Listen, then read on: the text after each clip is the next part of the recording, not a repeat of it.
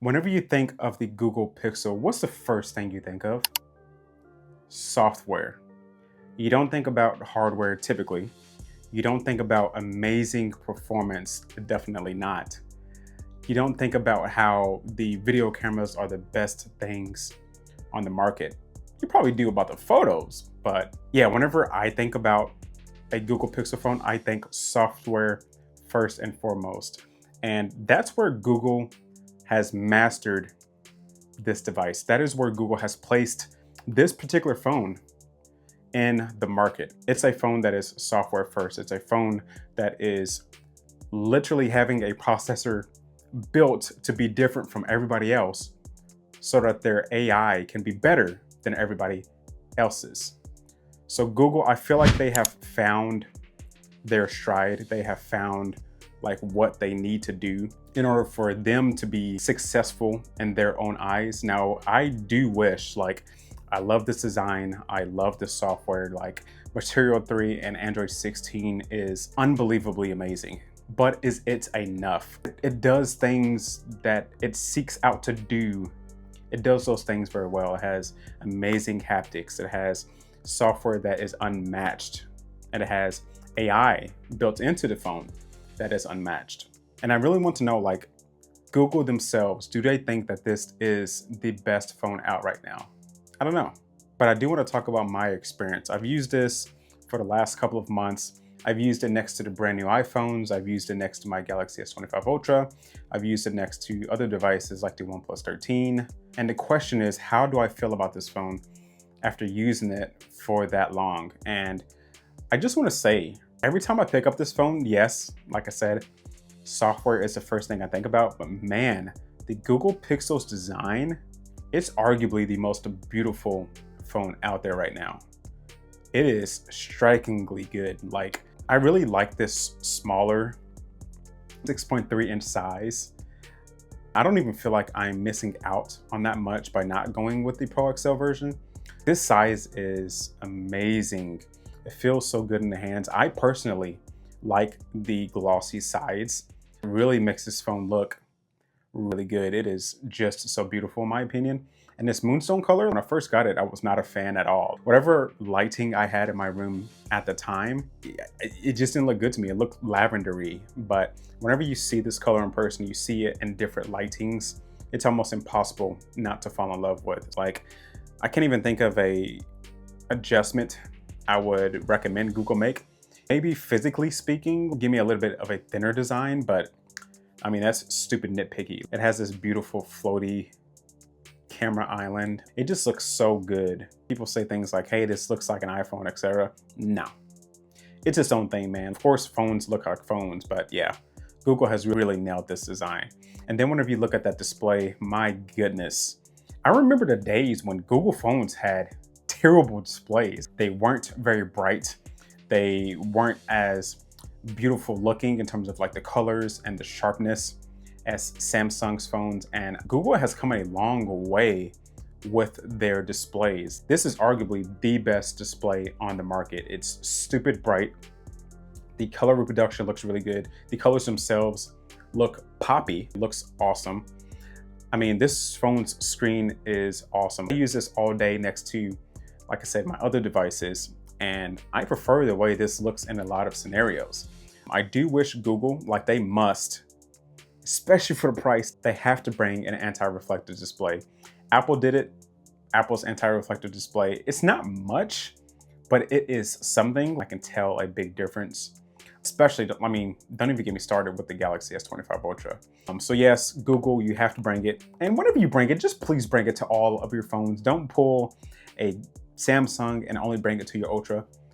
Bring it to all of them. Bring it to the XL and bring it to the standard Pro and even the standard model as well. I will mention that the camera hole in the display is massive. And Google themselves have made it to where, like, that punch hole, the software has to give a navigation bar that is exactly the same size or larger, much larger than the camera hole. And there are occasions whenever you open up the Google Maps app and you turn the phone into landscape, like there is a huge black bar where that camera island is. It looks terrible. I've noticed that a lot, like whenever you are playing certain games that are optimized for this screen size, like that camera island is massive. Yes, the front facing camera is a massive sensor, but that hole is just ridiculous. I am not a fan at all. So I think Google has some work there to do. But yeah, outside of that, beautiful display. And yeah, you can't talk about a Google Pixel phone without talking about the AI features. There are so many AI features on this phone.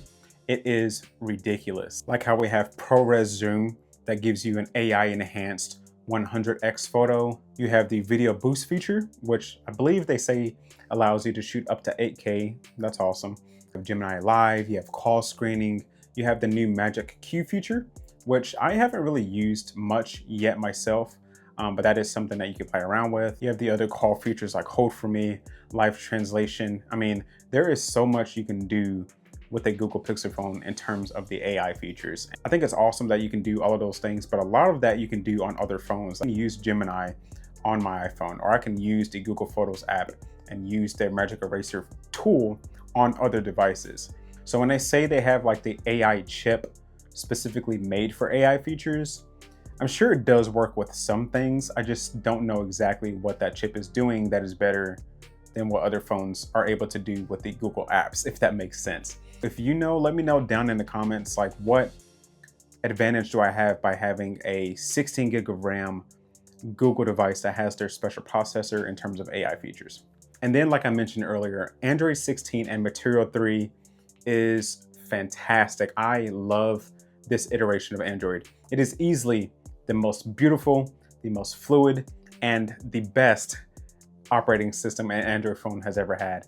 And obviously it should be, like it's the newest version of Android and the Pixel UI and everything. Like if you haven't used the new Google Pixel interface with Material 3, you are really missing out. It is my favorite operating system right now on all of my devices. Of course, having a Pixel UI Android system, you get a lot of features. You get the 7 years of software updates, which is awesome. I know other companies have mentioned that you can get multiple years of software updates, but I like how Google, not only do you get all of those software updates, but you get the Google Pixel feature drops. And the last update we got here in November changed this phone for me in terms of performance. So this phone, I have been struggling the last couple of months with the performance, and it's just daily operations. It's not when I'm gaming or doing heavy duty recording or anything like that. The phone just felt slower than it should be, and it was a phenomenon when this phone first came out. Like whenever you changed the display settings to Quad HD from Full HD, the phone just lagged and jittered a tiny bit more than what it would have done with Full HD. And I don't know what they did with the November update. Like it was totally random and totally out of nowhere. But this phone, to me now, feels totally different than the previous Pixels I had, especially the Pixel 8 and 9. And the first couple of months this phone came out. Like the performance has dramatically changed on this device with the latest update. I can't even explain it. I can't explain how this happened. I think they mentioned like, hey, we adjusted some performance things on this phone, but mine, I've noticed a massive difference. The scrolling wasn't as smooth as it should have been, but now it is on par with everything else. Hopefully with this November update, your phone feels just as good as mine. Let me know down below. Google Pixel camera is arguably the best photo taking phone out there right now. The photos you get on this phone sometimes look crazy. I like how Google is very dramatic, like the way the contrast is and the sharpness. Like if you just want a phone that takes excellent photos straight from the stock camera, you cannot go wrong with a Google device, especially the Pro devices with that enhanced zoom. You can zoom up to 100x with this phone, which is wild. Google never ever were fans of zooming in, but now they have the ability to zoom to 100x on their Pro phones. I love that. I think it's an awesome feature. Now, of course, not every photo you take at 100x will look amazing since it is using AI. AI does mess up here every once in a while. But you have to remember, with it being an AI feature, it can possibly get better with updates. So I think that that's cool. I think that the majority of the time, the photos look awesome. You can turn it off. If you don't want to use the 100x AI zoom or whatever they call it, just turn it off. And whenever you use it, it actually gives you the option to view the non-AI version and the AI version. So I think that that's really cool. But yeah, the photos on this phone look awesome. I will say where Google needs to work on this device is in the video taking department. I'm at the point now where unfortunately I can't use this phone to record like any content on my YouTube channel. So I'll shoot all my videos in 4K 60 HDR, and this phone can't shoot video in 4K 60 high dynamic range in HDR. It caps it at 4K 30, which to me is mind-blowing. I don't know how that's even a thing. You can do it, but you have to do it with video boost on. And the problem with that is that whenever you record the video, it sends it up to Google's Photos' servers, and then it makes the adjustments and it spits back down the video to you. But if you're somebody like me who takes multiple like 40, 50 minute long videos, Google won't be able to keep up with me, man. It'll take me an entire week to record videos like this where you see me talking to my camera. It's just not possible with me and the way I use my phone. Now, I think for normal people, it's not that big of a deal. If I wasn't doing YouTube, I would still want my phone to be able to shoot in 4K 60 with HDR, but maybe I would be okay with waiting on video boost. I don't know. I just think it's ridiculous that every single phone that I've ever had can do that since like, I don't know, 2015. So yeah, Google, you have to do better there. And then the actual blur video, which is what I'm using right now on my iPhone, which is cinematic video, it only shoots in 1080p. 1080p 30 FPS. So I think that that's wild. So Google, bring us 4K 120 Hertz, bring us log video, bring us the ability to shoot in HDR in every single lens that's on the phone. I mean, this is basic stuff that I think Google should be doing, especially for the amount of money we're paying for this phone. And I also just think that the standard video just doesn't look as good as other phones on the market. I will say it is definitely better than previous generations, but it's still not good enough to be considered a flagship phone when it comes to the video cameras. But yeah, after all this time with the Google Pixel 10 Pro, I can still highly recommend this device with a few caveats. I do not recommend this phone if you are a content creator. This phone is not for you. Unfortunately, it's just missing a lot of features that you need to make your stuff look amazing. You will definitely want a different device. I still am upset that this phone starts at 128 gigs of storage. I filled up 128 gigs very quickly on this device, so I'm not a fan of that. I also think that the price is a little bit higher than I want. And beneficially right now, we are around the Black Friday time period, so you know they're gonna have great deals when it comes to this device. And because there are so many deals so often, this phone does not hold value very well at all. Now, Google themselves, their trade-in program is pretty good, but if you try to trade in this phone for like a brand new Samsung phone next year, you're not gonna get much money back at all for it, unfortunately. And that goes for if you try to sell it third party as well. So yeah, like if you know what you are getting, you know what you want with this phone, like you know this isn't going to be like a major gaming phone. I'm not gonna use this to record the highest definition videos I can get. You know, things like that are pretty niche, right? I think for a normal person, this phone is amazing. The battery life on this, great. I have no issues with battery, and that's coming from the smaller Pixel 10 Pro device. That's not even the XL version, so I couldn't imagine how good the XL battery is. I easily get a full day out of this, and I can jump into the second day without any worries. So Google, they've come a long way when it comes to battery. The cellular radios on this phone, really good. I have no issues with the connectivity at all, and it seems to be on par with other phones I've used this year.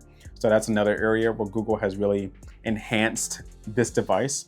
I will say that this phone does heat up, not in a bad way. Like this phone to me is still cooler than my Galaxy S25 Ultra, but I would like to see better cooling in the future.